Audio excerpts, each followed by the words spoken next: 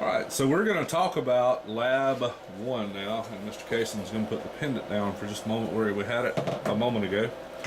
And we're going to look at some of the buttons there, and he's going to just kind of, actually I'm going to kind of point with the laser pointer, I think we can see that way. Now there's a couple of things you got to know when you're moving the robot about. There's a dead man switch on the back you've got to pull in, and again your instructor should have already covered it. There's two positions, there's actually three. There's a not touching it at all position, the initial click, which is where your hands got to be, and then the final click, which is more of a panic type state. If the robot were doing something weird, you're going to have a tendency to tense. Or if you're working with electronic equipment while you have the teach pendant in your hand, right, and you get zapped, yeah, and your hand death grips it, yeah, then it'll automatically shut it off. But either way, it's going to cut it off, whatever the case might be. So we have to do that and then clear the errors to get rid of that. We have to do a shift and reset at the same time.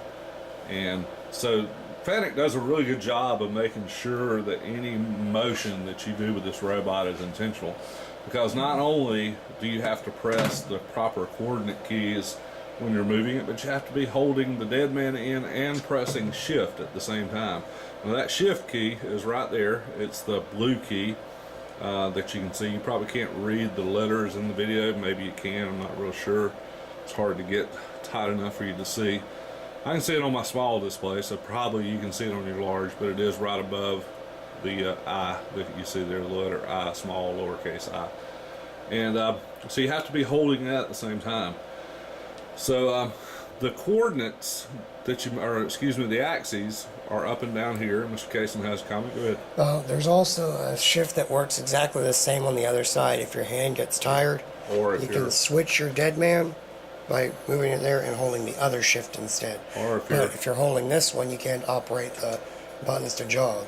And it may be more comfortable just because you're left-handed versus right-handed. Right. So that's why there's room for the strap on either side. Right.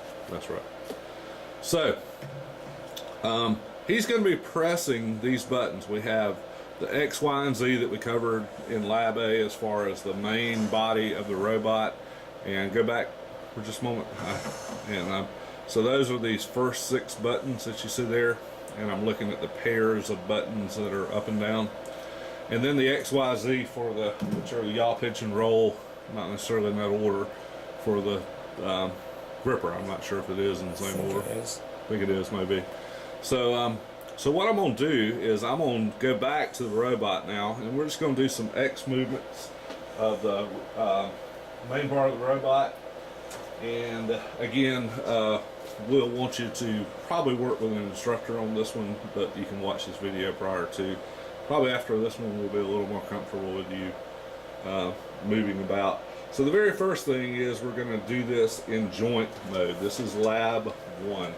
So I'm going to zoom in on the display for just a minute, and you see right there we're in joint mode. And you can change that simply by hitting the coordinate button, which is, I'll zoom down to that, which is right there. You can see it pretty much center frame.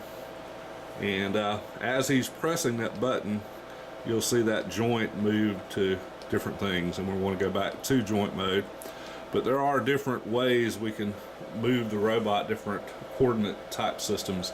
Mr. Cason alluded to those in the first video, and you're going to find out more about them as we go.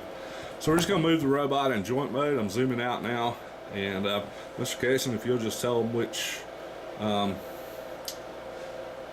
buttons you're pressing. I've got the robot in the frame. I'll aim it back down to the pendant for a moment. I'm going to start off with pressing the button, then you can move to that as it's moving. So the first one is the X joint, which is the waist. Right. So basically, I'm going to be pressing this, moving it this way. I'm going to turn up the speed a little bit so this video can. You can see these buttons. I'm going to let you see all 6 of these buttons, so we don't have to keep moving back and forth. But you see the minus X, plus X, minus Y, plus Y, so forth. Now I'm going to go to the robot and let you actually see the movement. And you may want to step a little to the side so we can key in on the robot. But he'll tell you which of those he's pushing. This would be minus X, plus X. And this is probably a good speed to be operating in. You don't want to go too fast. This thing It has its limits, but its limits are actually for the robot if it were in dead center. Right. So if you were to turn it too far this way, you could actually hit this wall because it doesn't know that wall is there right now. Well, anyways, and now that I've done this one, I'm going to rotate the robot sideways for you to see the Y and then the Z joints in motion. Okay, so now for the Y.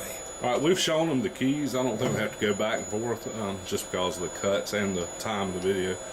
So you see the Y, and he'll explain those. Okay, also notice that the joints of the robot try to stay in their original state whenever you're moving in joint position. Because though the Y will change, Z will not, X will not, and none of the rolls will. Because it's trying to keep it in the exact angle that it was in. So that's a good description of the joint. That's kind of telling you. Okay, now Z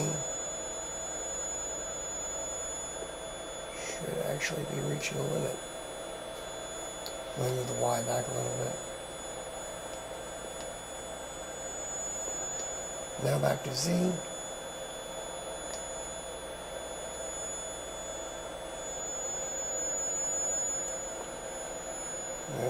Rotate it back on the X so you can see the various rolls again. All right, and I'll zoom in a little bit on the lower part of the arm.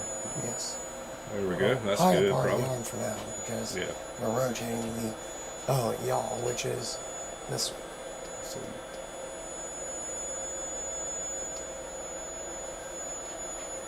Note that all of these have limits. This one will not go all the way around and loop back on itself. You'll see that here.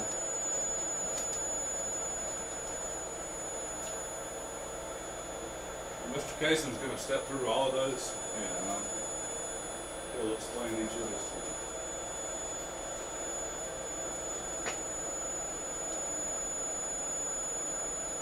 you. The limit for this one is pretty much as it gets upside down, that's its limit, 180 degrees in either direction. So we'll find that it'll come to a hard stop about now. Or not. Yeah, there it is. Okay, so that's how far it can go along the X rotation. So let me just move that back. I can go a little bit faster to get that.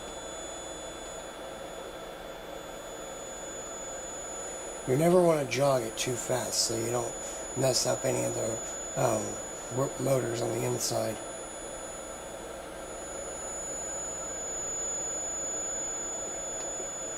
Okay, and in addition to that, we have the Y roll, which is this part of the arm. This is just like moving your wrist up and down.